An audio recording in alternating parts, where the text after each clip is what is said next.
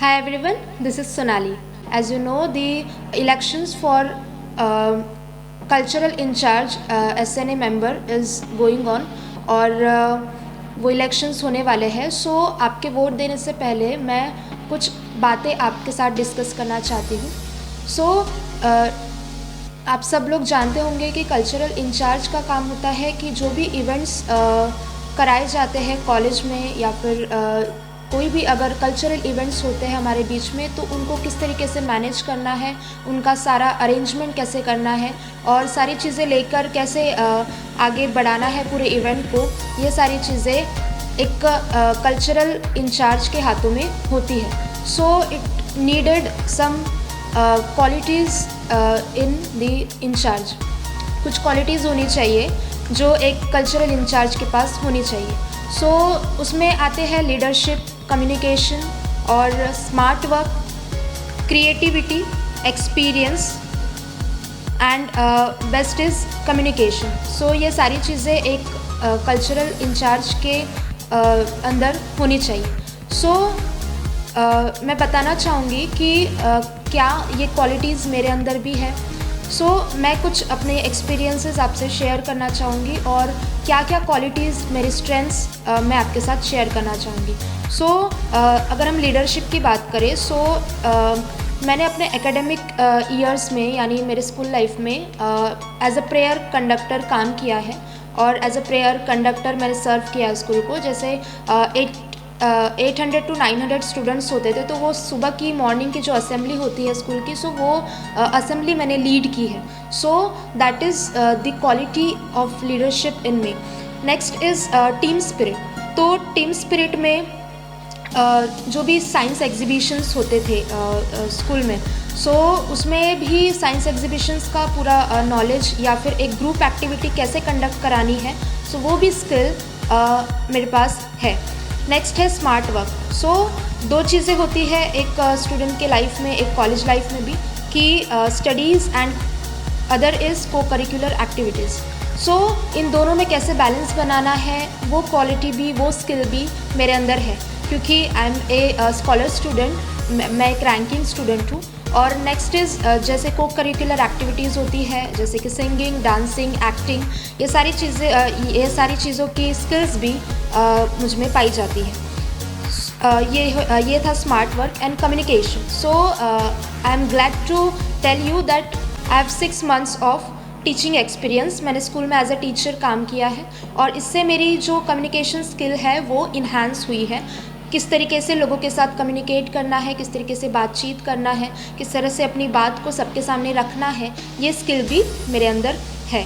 Next is creativity. सो आप लोग जानते होंगे कि हमारे कॉलेज में भी बहुत सारे ग्रुप प्रोजेक्ट्स किए जाते हैं हमारे एकेडमिक सिलेबस के हिसाब से. सो उसमें भी ग्रुप प्रोजेक्ट्स में भी मैंने बहुत सारे ग्रुप प्रोजेक्ट्स को लीड किया है और एक ग्रुप को भी लीड किया है. So that is the creativity in me. Next is experience. As I have said to you that I have 6 months of teaching experience. So इनमें जो मेरे कलीग टीचर्स थे तो उनसे भी कुछ चीज़ें मैंने सीखी है and that skills of teaching and अपनी बात कैसे लोगों के सामने रखनी है, वो सारी चीज़ें भी मुझे कई हद तक आ गई है. सो अगर मेरी ये जो भी स्किल्स है मेरे पास उसकी ग्रोथ देखे, so in 9th standard I was a house captain. In 10th standard I became a prayer conductor. In 11th standard I was vice head girl and in 12th standard I was head girl of my school. So उसके बाद जैसे मैंने MSc IT का course किया था, सो जिस institute में पढ़ी थी और उसी इंस्टीट्यूट में मैंने एज ए ट्रेनर भी जॉब किया है. जो स्टूडेंट्स वहाँ पर MSc IT सीखने के लिए आते थे उनको मैंने ट्रेन भी किया है कुछ मंथ्स के लिए. एंड नेक्स्ट इज़ जैसे स्कूल में मैं जॉब करती थी, सो 6 months में मैंने कुछ इवेंट्स भी ऑर्गेनाइज़ करने में बिल्कुल अपना 100% दिया है.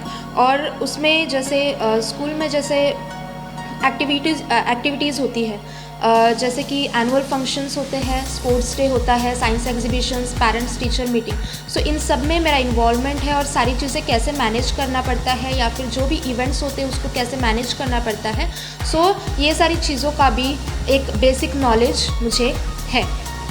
नेक्स्ट इज़ अदर साइड हम अगर कहें, सो मैं चर्च से भी बिलोंग करती हूँ, सो चर्च में भी जो एक्टिविटीज़ होती है तो उसमें एज एक कॉयर को भी मैंने लीड किया है।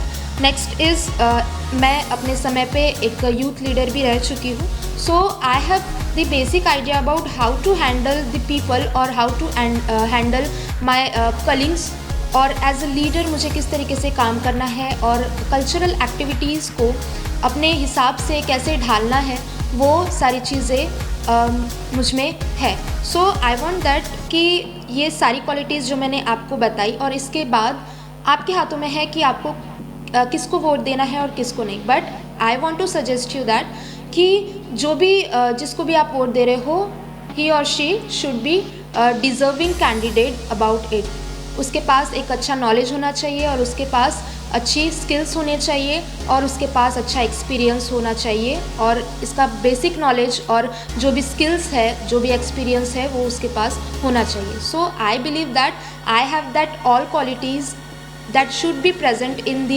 cultural in charge. So I request you that you should vote for me. Thank you for listening to me, and all the best for the elections. So at last I want to share some photos and videos with you that shows my work and my experience. Yes, thank you.